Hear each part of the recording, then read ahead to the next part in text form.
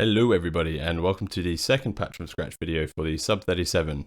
Just like last time, we're going to start with a completely blank patch. And we're sort of just going to see where we end up. The plan for this one is to just make some sort of duo mode sound. That's all I know, I'm going to use duo mode. But yeah, let's get started. Alright, so starting with the oscillator section, if we bring in Oscillator 2 and make that an octave above Oscillator 1, so you can just hear both of them. And then what we're going to do is we're going to turn on duo mode. And now,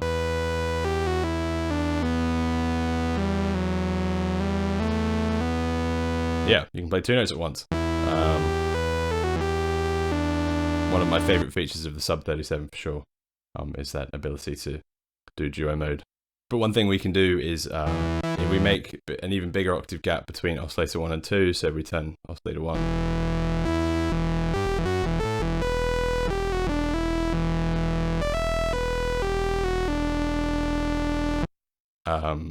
It just gives it a really thick, rich sound. Alternatively, if we turn oscillator 1 back up to the 8-foot tuning, so that's one octave below oscillator 2, and then bring in the sub oscillator.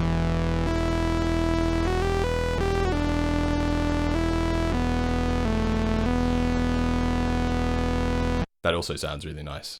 So actually I think I'm going to stick with that for now. Next we'll look at the filter. So this is with the filter all the way open, and then if we close that a little bit,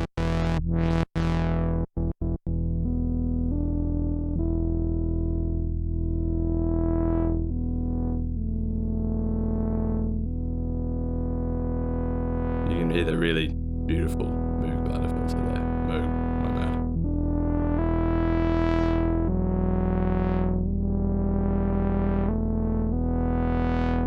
But one way you can really highlight those harmonics is by using this, the drive. So if you turn the multi-drive and the feedback up to 4 or 5-ish,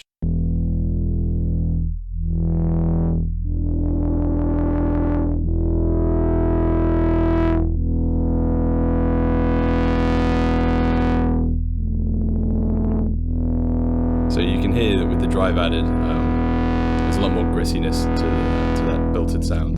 And actually, what's happening here is because the drive and the feedback is up quite high, when we play more dissonant intervals, so things like the minor second, no, major second, I don't know, you know what it is maybe. It sounds a lot more, you get a lot more interaction between the notes, whereas when we play the fifth or an octave above, it sounds a lot cleaner. And that's actually really nice when you're playing around. It makes it sound a bit more expressive because you get that resolution from the really gritty, dissonant sound to the much more held together, strong sound. Okay, so now I'm just going to add a little bit of reverb to the sound. If you've been watching the channel for a while, you know that I love to use effects, especially with the Sub 37. I think they just take the sound to sort of the next level. So this is the clean sound, and then with Valhalla Shimmer added, just the default settings, but the mix turned down quite a bit.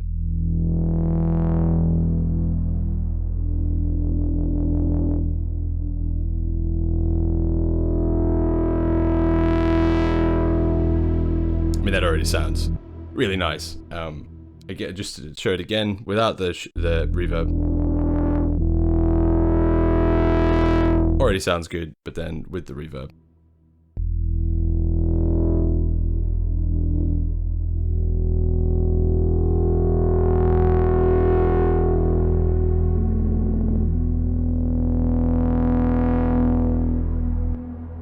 Cool. Next, I want to add maybe some pitch modulation to Oscillator 2, which is essentially acting like a lead the way I'm playing this. So having a bit of movement to that would sound quite nice as well. So if we use LFO 1, change that to Oscillator 1 only, turn the pitch amount up very slightly, and then the modulation wheel maybe to about halfway.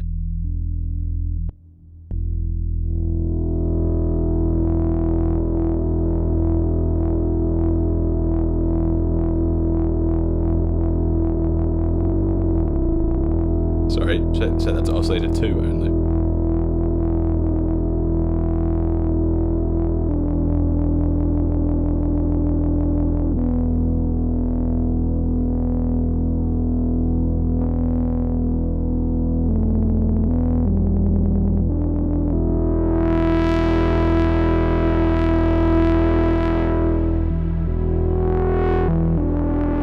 So that just adds a bit more movement to it. Right now I'm playing with the filter by hand. What we can do is we can use the filter envelope to get a bit more interesting movement each time I press the note without having to play it by hand. So if we increase the envelope amount a little bit,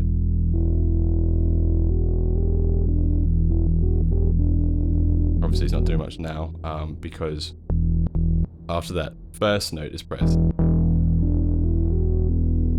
because I'm still holding the first note, it's not re-triggering the filter envelope. But if we turn on the multi-trig setting, then it will.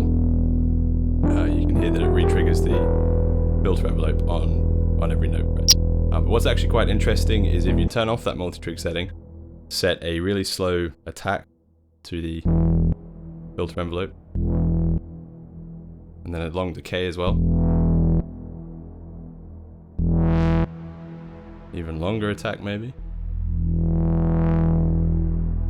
and even longer decay. And what happens is that then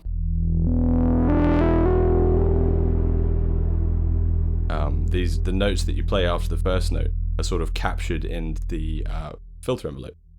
So dialing in the settings can be quite slow, but it's just a bit of fun, a bit of experimentation.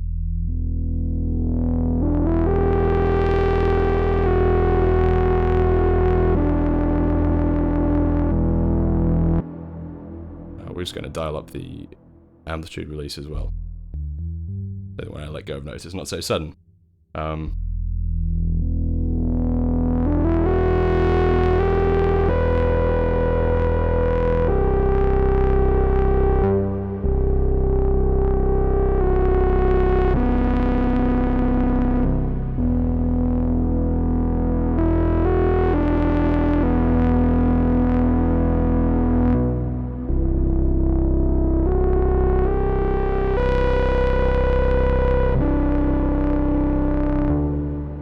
Yeah, so you can hear now that that's a nice way to sort of have this really expressive patch where sort of sequences that you play in real time have a lot of movement to them.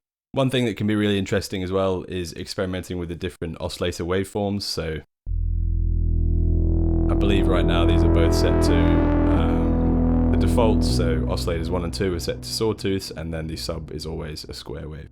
But if we bring oscillator 1, actually let's do oscillator 2 because that's the lead, so it might be a bit clearer. If we bring oscillator 2 to the midpoint between the sawtooth and square,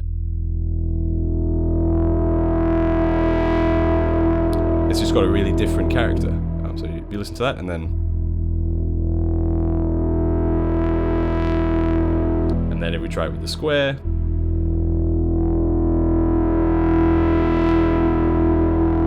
the harmonics that you get on all of them is quite different, and it's interesting to experiment. And if we maybe change oscillator 1 to a square wave,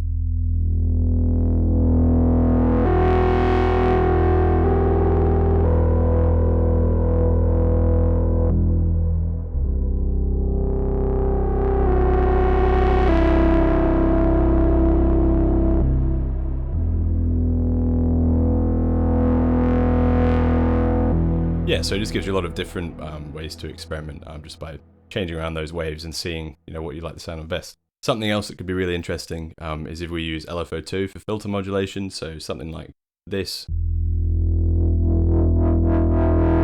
And maybe using a reverse sawtooth wave, or a regular sawtooth.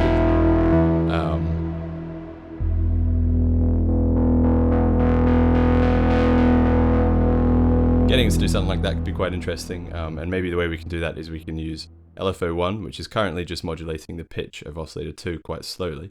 If we get it to modulate this LFO2 filter amount as well.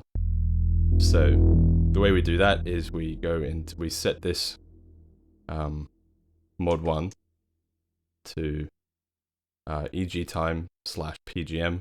So PGM just means program. We press controllers, and then we head into Mod 1 edit on the menu, and then program destination.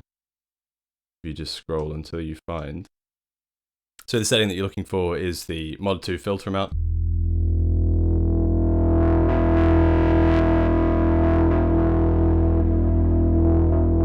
And what's actually happening here is because LFO1 is set to a triangle wave, which is bipolar, which means it has both positive and negative values. We get this interesting effect when it has positive values, we're getting that plucky sawtooth sound. And when it has negative values, we get the sort of reversing sawtooth sound, the wop wop kind of thing going on. Which is quite interesting.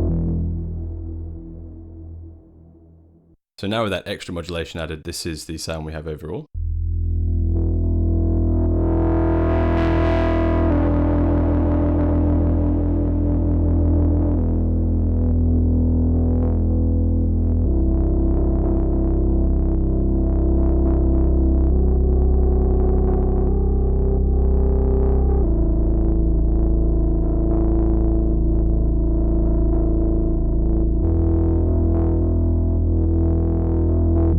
Quite an interesting sound overall. It's got a lot of grittiness to it, a lot of interesting harmonics sort of coming through the filter and the drive. Okay, so yeah, that's basically the sound that we'll be making today. There's still a lot that you could definitely try out and experiment with. You could change the resonance values.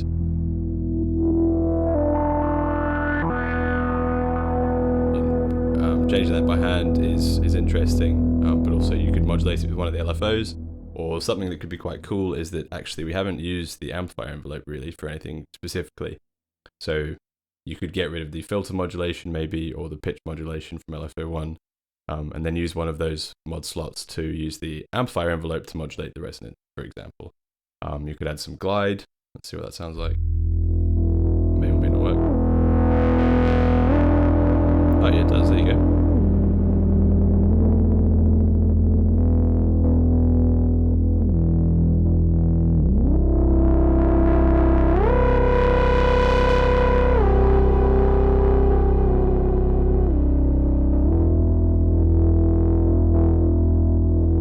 Yeah, so a lot that you can try it yourself and just see what you sort of like. So that's it for this video. Let me know what you thought, if there's anything you liked or didn't like. And yeah, I'll see you next time.